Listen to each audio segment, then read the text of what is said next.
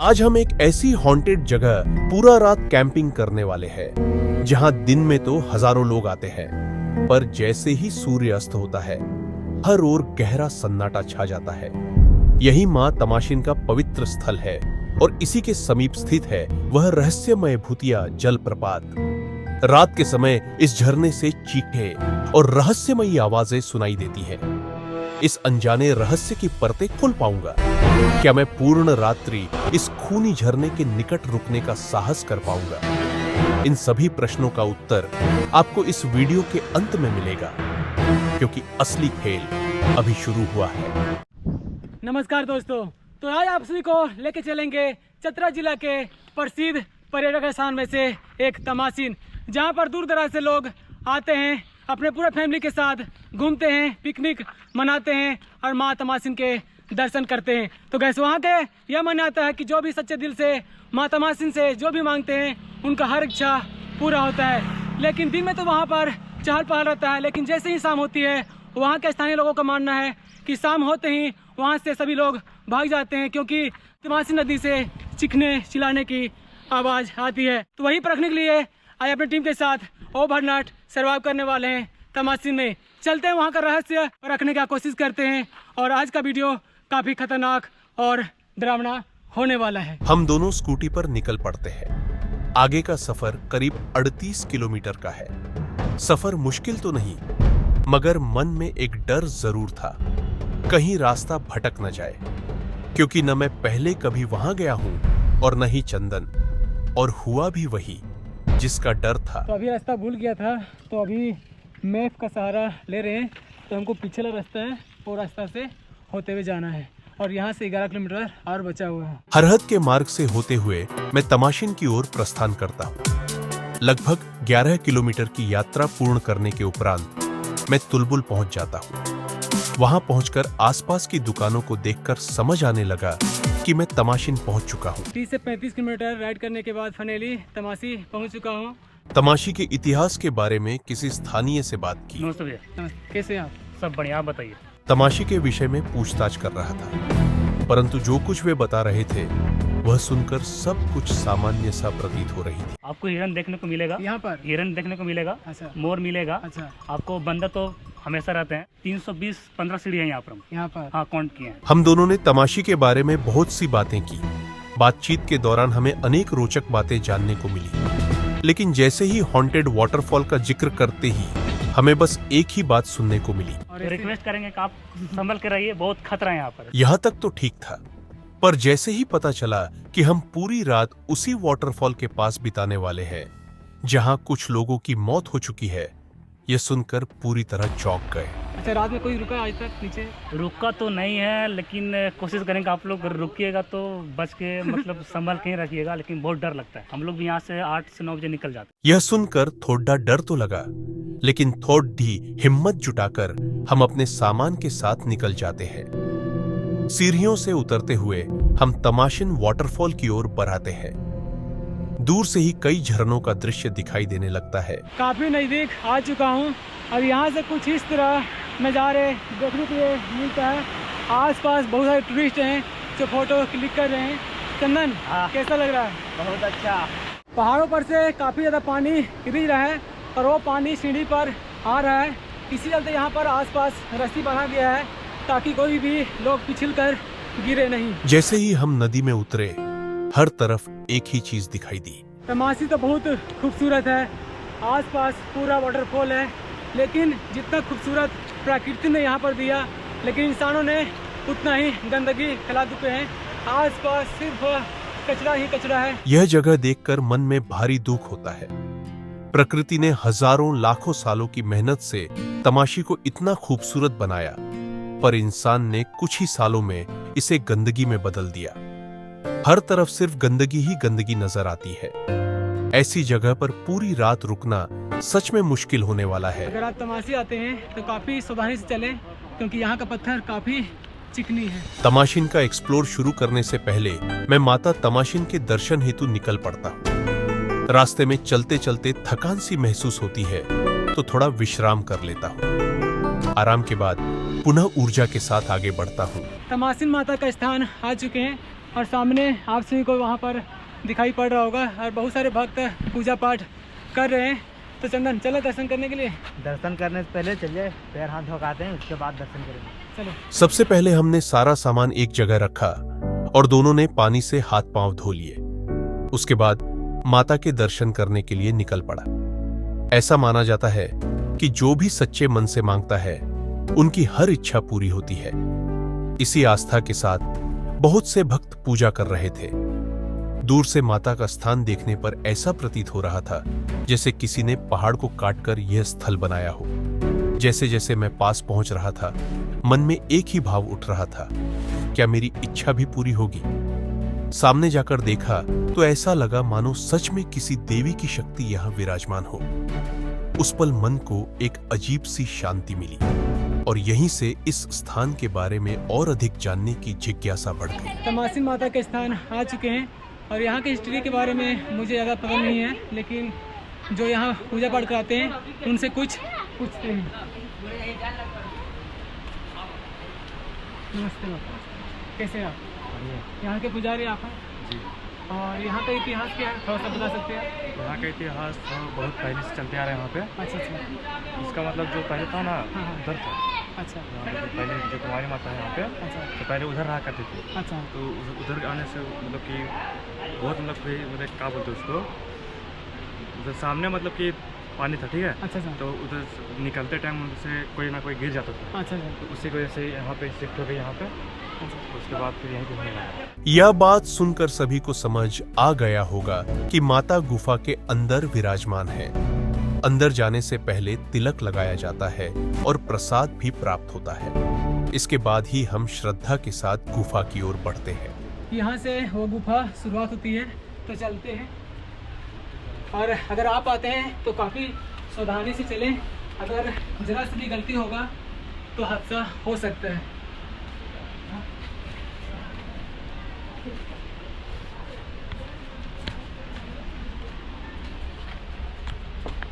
जैसे जैसे अंदर जा रहे हैं वैसे वैसे अंधेरा होते जा रहा है।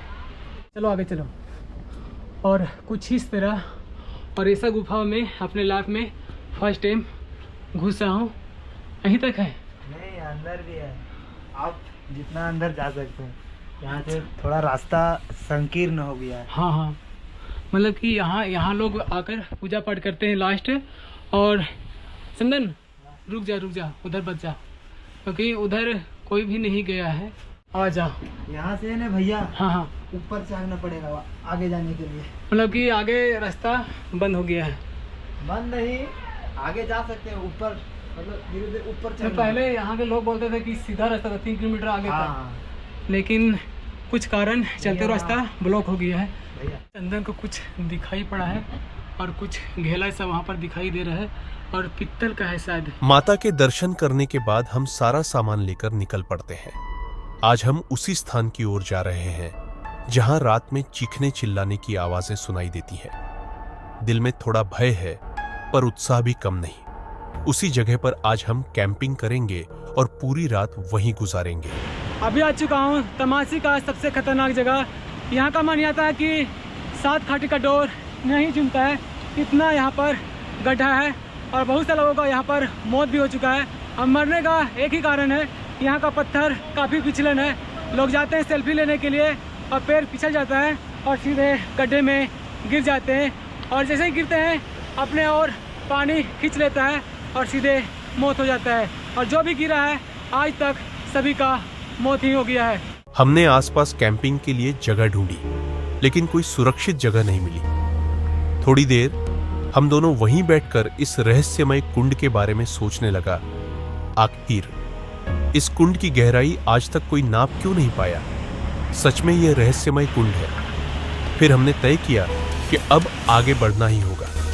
हम नदी के दूसरी तरफ गए। चलते चलते रास्ते में थकान महसूस हुई, लेकिन हमारा उत्साह कम नहीं हुआ और अंत में पहुंच गए तामाशीन के सबसे बड़े जलप्रपात के पास। अभी आ चुका हूँ तमासी के सबसे बड़ा वाटरफॉल और ऐसा प्रतीत हो रहा है जैसे दूध का धारा बह रहा हो, और बहुत से लोग यहाँ पर आए हैं सेल्फी लेने के लिए। तो हम लोग भी आ चुके हैं थोड़ा सा एंजॉय करने के लिए। हम दोनों थोड़ा रुकते हैं, पानी पीते हैं और फिर कैंपिंग की सही जगह ढूंढने निकल पड़ते हैं। रास्ते में तमाशिन को करीब से महसूस करते हुए आगे बढ़ना जितना दिलचस्प था उतना ही खतरनाक भी। जैसे जैसे हम आगे जाते पगडंडी संकरी होती जाती और रास्ता और खराब। बस जरा सी गलती और सीधा गहरे खड्ड में गिरने का खतरा, जहां से बच पाना मुश्किल दिखाई देता है। लेकिन किसी तरह हम सावधानी से उस जोखिम भरे मोड़ को पार करते हैं। कुछ दूरी के बाद अचानक ऐसा दृश्य सामने आता है कि मानो धरती फटकर चट्टानों के बीच से तेज धारों में गिरता हुआ झरना। तो अभी हम लोग आसपास एक्सप्लोर कर रहे थे, तो यहाँ पर कुछ यूनिक चीज देखने के लिए मिला है। यहाँ पर दिखा कुछ इस तरह डिजाइन यहाँ पर देखने के लिए मिला है। यहाँ पर जैसे सांप का फन रहता है ना, कुछ इस तरह हम लोग को यहाँ पर देखने के लिए मिला है। प्रकृति ने हमें क्या कुछ नहीं दिया, सौंदर्य, शांति और जीवन का आधार, पर हम मनुष्यों ने प्रकृति को बदले में केवल गंदगी दी। थोड़ा आगे बढ़ा तो सामने कुएं जैसा आकार दिखाई दिया। उसे देखकर ऐसा प्रतीत हुआ मानो वह हमें कुछ कहना चाह रहा हो, जैसे सदियों से चुपचाप सब सहता रहा हो और आज अपनी व्यथा सुना रहा हो। तमाशी का जितना रहस्य जानने की कोशिश करता हूँ उतने ही अधिक रहस्य सामने आते जाते हैं। तमाशिन हम लोग 11 बजे पहुंचे थे। हर तरफ एक्सप्लोर करते करते तमाशिन के सबसे टॉप पर आ चुके हैं।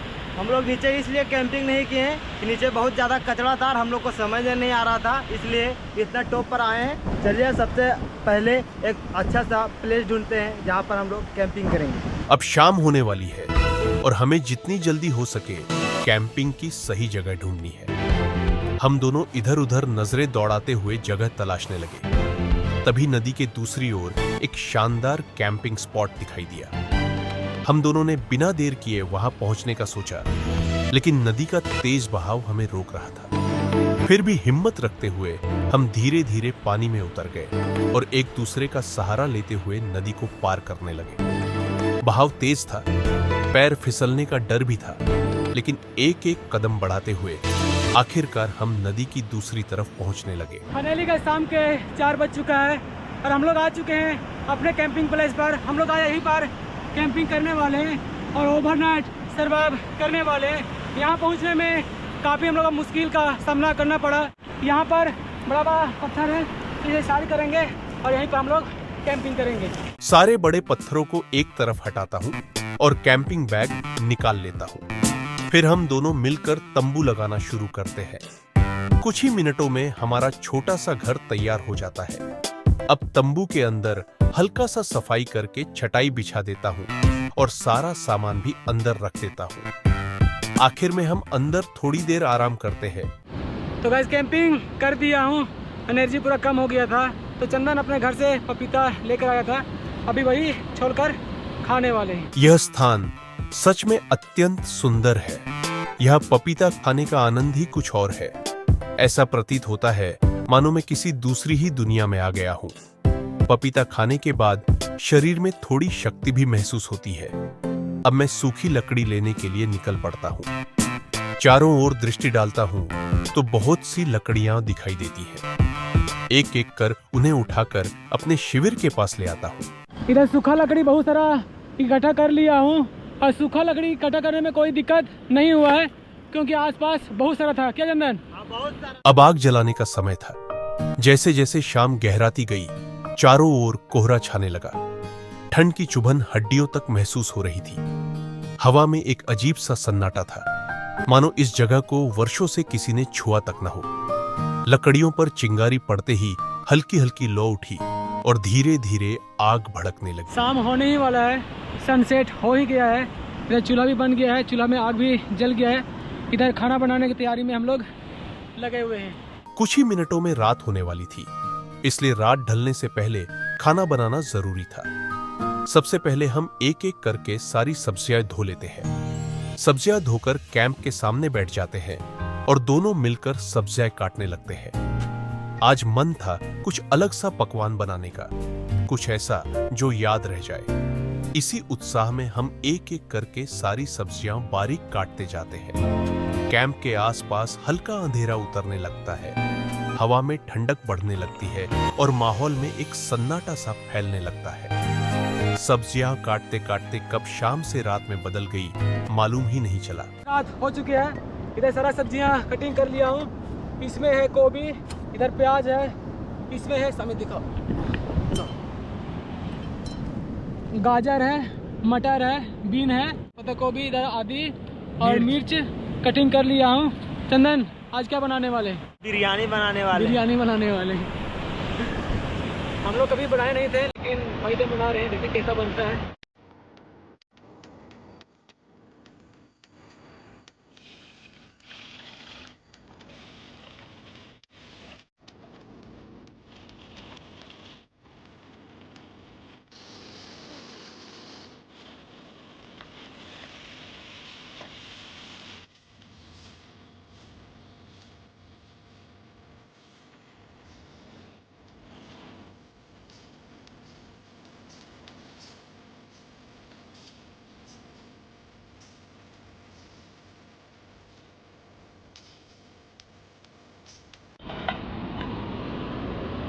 फाइनली गैस इधर क्या बोलते हैं इसे, वेज बिरयानी बनकर तैयार हो गया है। तो अब इसे उतारते हैं, काफ़ी भारी है।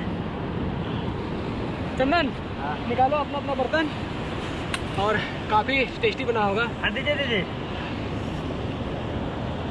लो कितना खाओगे देख लो। हाँ हम इतना खा जाएंगे, ठीक है? ठीक है।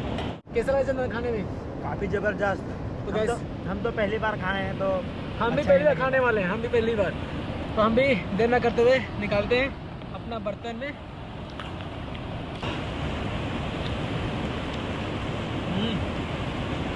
मज़ा। काफ़ी टेस्टी है, और इतना लंबा लंबा चावल फर्स्ट टाइम खाए हैं। हाँ तो गाइस खाते हैं। उसके बाद आप लोग से मिलते हैं।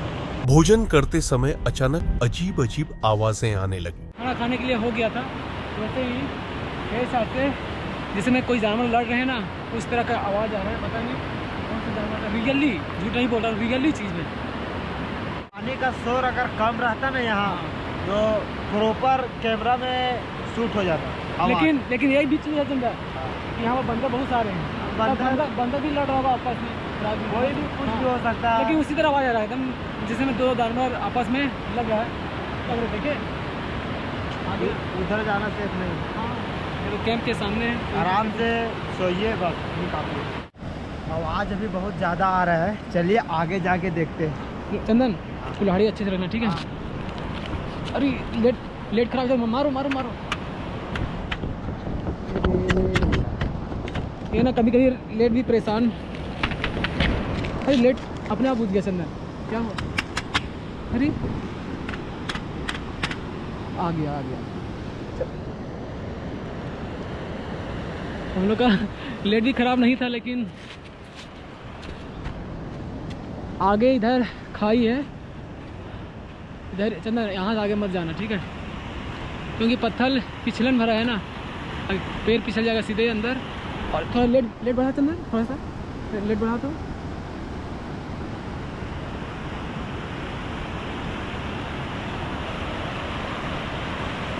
अब कुछ चलिए भैया, यहीं से आवाज आ रहा था, यहीं से। हाँ कैंप के अंदर चलिए। और रात में कुछ इस तरह हमारा कैंप के आसपास का नज़ारे हैं। और जैसे जैसे रात हो रही है, वैसे वैसे ठंड भी बढ़ रही काफ़ी तेज़। तो देर ना करते हुए हम लोग कैंप के अंदर चलते हैं। नींद लगेगा चंदन? देखते हैं, कोशिश करेंगे, नींद तो नहीं आ रहा है। और कुल्हाड़ी बाहर रख देते हैं, नहीं अंदर कर लें, ठीक है, कोई दिक्कत नहीं। यहाँ पर सामने रख लेंगे, सब कैंप लगा देते हैं, क्योंकि काफ़ी तेज क्या बोलते हैं, शीतलहरी, हवा चल रहा है। ठंडी का शीतलहरी हम लोग बोलते हैं, वो चल रही है।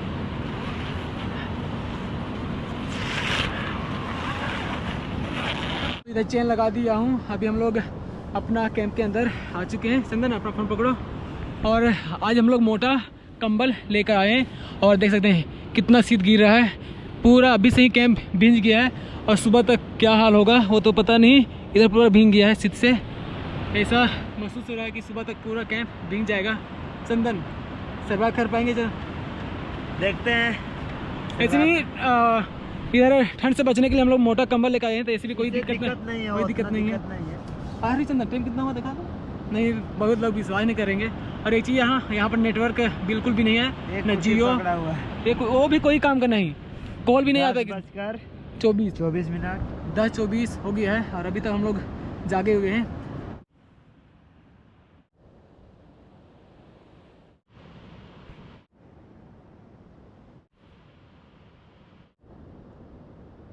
चंदन नींद में एक ही बात बार बार कह रहा था, भैया भैया भैया भैया।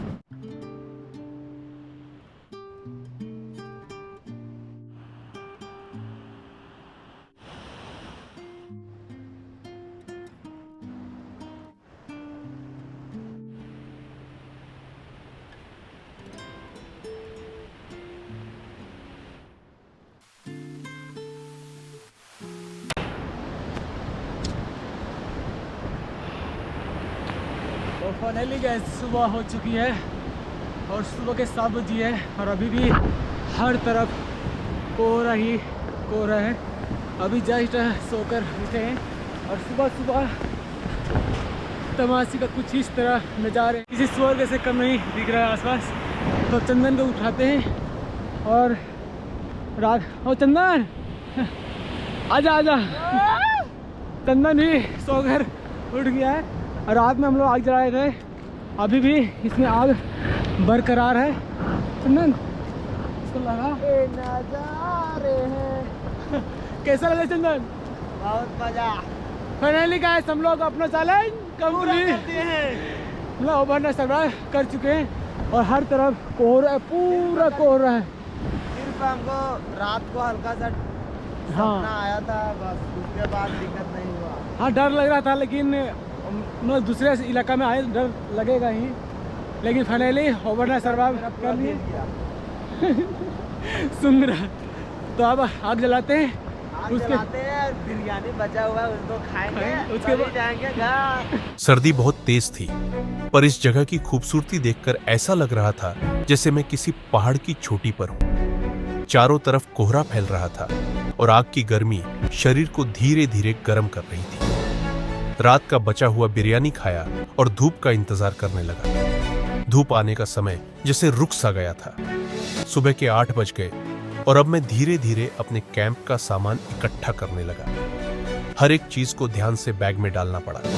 छोटे छोटे सामान से लेकर बड़े बैग तक सब कुछ व्यवस्थित कर दिया। घर जाने की तैयारी कर चुके हैं, इतना सारा सामान समेट लिए हैं। चंदन आप बताओ यहाँ का अच्छाई क्या लगा और बुराई क्या लगा? यहाँ का अच्छाई है कि यहाँ के लोग काफ़ी अच्छे थे, वो तो बात सही है। और हमको बुराई सबसे अच्छा खराब ही लगा कि जो पिकनिक मनाने आते हैं गंदगी फैला देते हैं, वो सबसे हमको बुरा लगा। हम लोग जो भी चीज़ दिखा रहे हैं, रियलिटी दिखा रहे हैं, अगर यहाँ से गंदगी हट जाएगा तो हर दिन आते हैं कम से कम 2 से 3 हज़ार टूरिस्ट यहाँ ज़रूर आएंगे। हम लोग आसपास यहीं पर हम लोग सोए थे, आसपास पूरा क्लीनिंग कर दिया हूँ, ज़रा सा भी गंदगी हम लोग नहीं छोड़े हैं। प्लास्टिक लेकर आए थे, हम लोग साथ में लेकर जा रहे हैं। तो अब निकलते हैं यहाँ से सीधे जहाँ स्कूटी है वहाँ देखते हैं सुरक्षित है या नहीं है। चलो चंदन। अब इस जगह को अलविदा कहने का समय आ गया है। तमाशिन का रहस्य अब भी एक रहस्य बनकर ही रह गया, जिसे सुलझाना बहुत कठिन है। अब मैं निकल पड़ता हूँ वहीं जहाँ मेरी स्कूटी खड़ी है। गाड़ी के पास आ चुके हैं और गाड़ी सुरक्षित है और भैया जी ही बोले थे कि गाड़ी यहाँ पर रख दीजिए, बिल्कुल भी कुछ डरने की जरूरत नहीं है। तो आपको थैंक यू। ठीक है। और आपका दुकान कहाँ लगता है? मेरा दुकान तो यहीं पे लगता है तमाशी और में, ये सामने है और बाकी फिर भद्रकाली मंदिर में भी मेरा दुकान है। अच्छा, अगर जो भी आते तमाशी की दुकान से सामान जरूर खरीदेगा, जस्ट सामने है यहाँ पर। ठीक है भैया, थैंक यू। अब हम निकल जाते हैं घर के लिए, वो भी इस कड़कती ठंड में। चंदन कैसा लगा? आने में तो काफ़ी हालत ख़राब हो चुका है, क्योंकि धूप निकल नहीं है। तो आई होप आज का वीडियो काफ़ी पसंद आया होगा। अगर ऐसा ही वीडियो देखना चाहते हैं तो कमेंट जरूर करें। अभी तो बस शुरुआत है कि चंदन। हाँ। तो मिलते हैं किसी न्यू टॉपिक के साथ, तब तक लिए जय हिंद, जय भारत।